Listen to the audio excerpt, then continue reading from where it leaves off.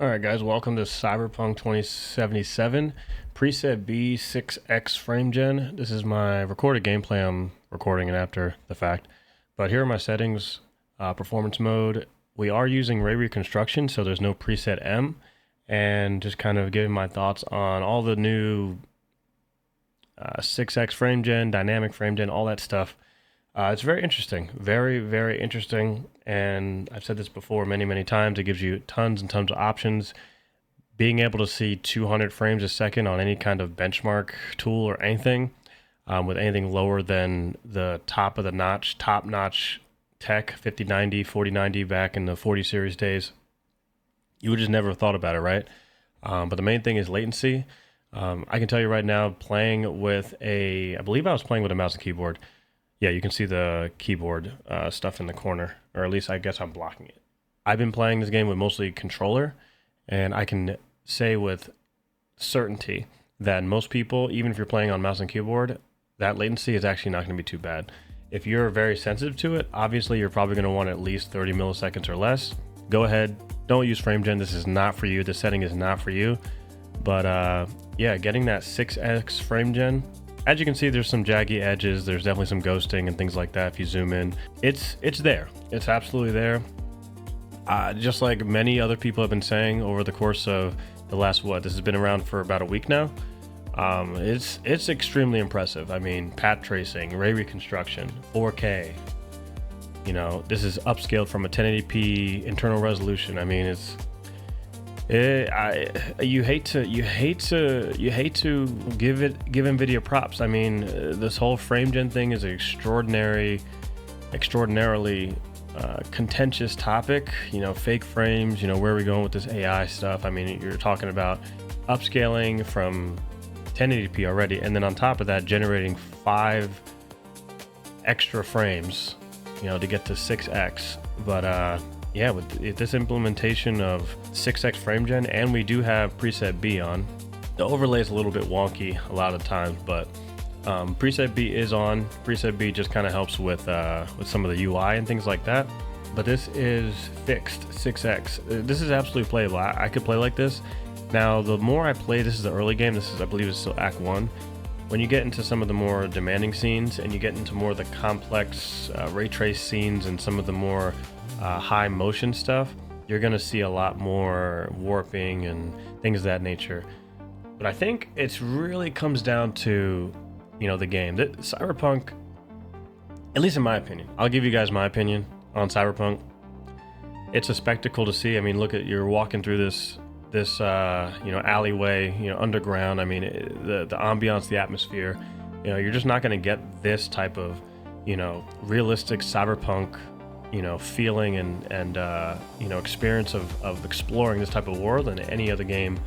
Playing with these kind of graphics is part of the experience, and having to compromise with some of the oddities of frame gen, I think it just kind of comes with the package if you don't have the best of the best. With my rig, 5070 Ti, it's all I need. I think a 5070 Ti should be the highest end that 95% of people should go for. A 5080 right now is going for what, 1,300, 1,400 even. 5070 Ti, as of recording this video, I believe is going over $1,000, which that's too high. But you know, back in the day, $1,000 would be the top end price for a GPU, right? So in my opinion, this is giving me top end quality. Obviously it's not, you know, we're not sitting at native frames, but even the 5090 can't do 4K DLEA at 240 frames, you know, maxing out a 240 hertz monitor at 4K, which I do have. I do have a 4K 240 hertz monitor, which is overkill. But even here, as you can see, we switch over to, I believe, what was that, quality? We switched over to the quality preset, so now we're at 6X, 160 frames with 84 milliseconds of latency. And I remember distinctly, like, you can tell the difference. You can tell, you know, a big difference between 60 and 80. We're getting to 90, but I could still play like this. I was able to play like this, and to get to quality in this game specifically, quality is a hell of a lot better than performance. It's only with the character models. I think the character models look a lot better with quality. But with 6x frame gen, as you can see, it's breaking down. I wouldn't play like this. It's too jaggy. The motion is just super off. The latency is there. The latency is felt, and it definitely bogs down the experience. There's a threshold. I think performance with the specs that are on the table right now with what I'm using, performance is probably the best. Quality is just a little bump with the character models in this game, but everything, the cars, the environment, the lighting, everything basically looks the same between quality and performance. But yeah, with that latency, I don't know if it's coming through in the recording, but it's the motion is just really awful. It's actually kind of making me sick watching it back. But yeah, quality on this is on 6x. I think you would need a 5090. You need a 5090 for this kind of stuff. And again, this is only for 50 series cards. This beta feature that's in beta for the NVIDIA app, it's only for 50 series cards. So the 5070 Ti I think should be kind of like the baseline. That's why I'm really happy I have the system I have. So if the baseline is like 5070 Ti and then there's 2 tiers above it, you still have below it, you have the 5060 Ti 16 gigabyte, which is the same amount of VRAM that the 5670 Ti has. And then, excuse me, I forgot the 5070 right below the 5070 Ti. The 5070 has only 12 gigabytes of VRAM. So they gave the 5060 Ti version a 16 gigabyte version, but they didn't give 5070 Ti. There's so many graphics cards. 5070 a 16 gigabyte option. So once you're going to 4K and you're using a lot of these frame gen options with pat tracing and maybe doing some upscaling, that 12 gigabytes of VRAM is definitely going to be tested. You might not be able to actually play at 4K performance with pat tracing and ray reconstruction. You might hit a VRAM bottleneck, and obviously it depends on your RAM. It's going to take some from your system memory, so all that varies. But yeah, 16 gigabytes is probably what you want to go for, especially since this is not an option for 40 series cards, which absolutely sucks. I mean, if you have a 4090 would be able to utilize 6x frame gen quite well. But yeah, that's just NVIDIA. All right, guys, so here we dropped the frames. I believe we dropped it to about 100. So before we were trying to cap out our monitor's frame rate to 240, and now we're at 120. Yes, so we dropped the frame rate target to 120, and I believe that the dynamic frame gen was set to up to 3, I believe, something like that. But this is a better experience. I don't know why the overlay above to the top right bugged out. It doesn't show in the video, but yeah, the game functions a lot better from going from trying to target 240 to 120. And here we go. Now we're going to performance. Usually I can just go performance, but yeah, I definitely really like how quality looks here. But the performance preset M looks really good. And here we go to, we turn ray reconstruction off. Okay, so no ray reconstruction. Okay, so now we're on the preset M. Okay, no, excuse me. Okay, so so confusing. Pat tracing turns on ray reconstruction, I believe, automatically. See, it makes it difficult because there's no overlay here. Whatever the case may be.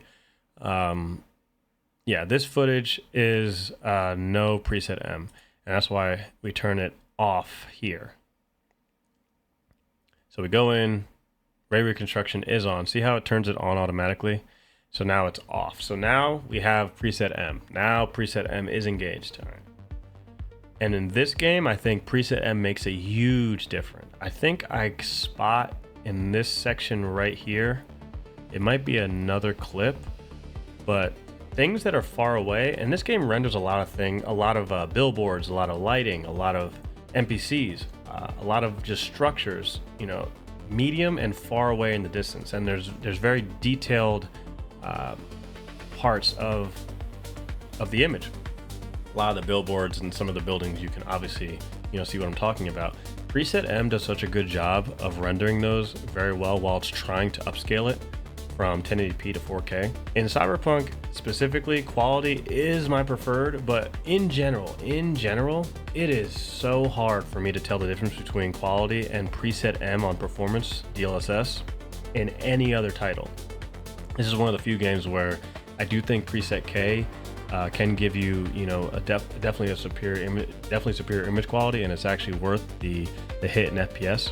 But in this title, preset M does look really good. It really looks good, and I'm happy with the performance, especially if you're only needing to get like 2x, maybe 3x frame gen. If you would have told me that there was no frame gen here, I would believe you. I really can't see any ghosting or any kind of signs of warping, or especially I think driving motion like that. If you don't see it there in a first-person game like this, when you get out of the car, that's a really good sign. That's a really good sign.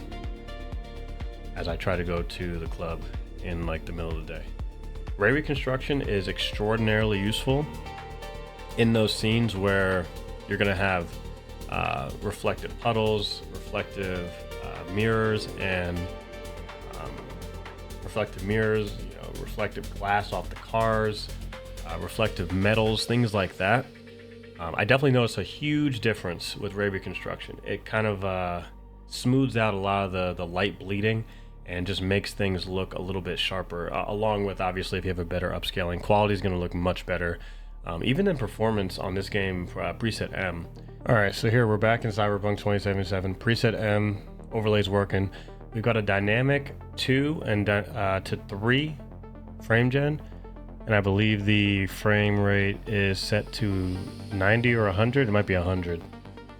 So my biggest question is, Cyberpunk just announced that there's going to be a brand new PSSR 2 update to the PlayStation 5 Pro, which the PlayStation 5 Pro has been in the news, notoriously for price going from $750 to a whopping $900 for a console. And I think that this footage in particular, with a 50 series graphics card, upscaling from 1080p to 4K, getting with frame gen, getting about 100 FPS. Now, of course, latency is at 60 to 70, but like I mentioned before, in this game, I think that upwards of 80, once you're in the 90s or 100, that's too much. But getting mid 50s to 70 is perfectly fine. Even 80 wasn't even that bad.